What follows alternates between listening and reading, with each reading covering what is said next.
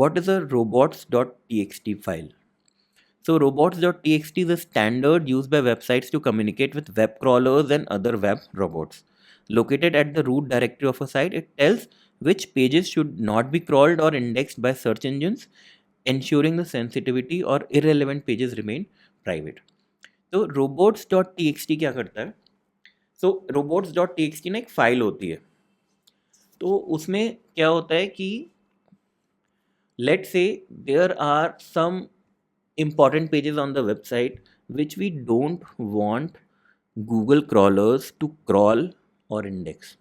तो हम robots.txt में वो instructions दे देते हैं कि the crawlers should not crawl these pages or index them on Google.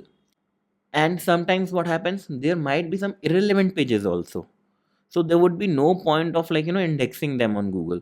So again, with the help of robots.txt, we can give instructions that don't crawl or index these particular pages. So I hope everyone would be knowing what is crawling, right? So as we have discussed earlier, crawling, Google has bots or spiders जो कि crawl करते हैं हमारे website के pages को, and so this particular process is called as crawling. They visit the pages and then they will store it in their index, and then after their full process, they will index the website.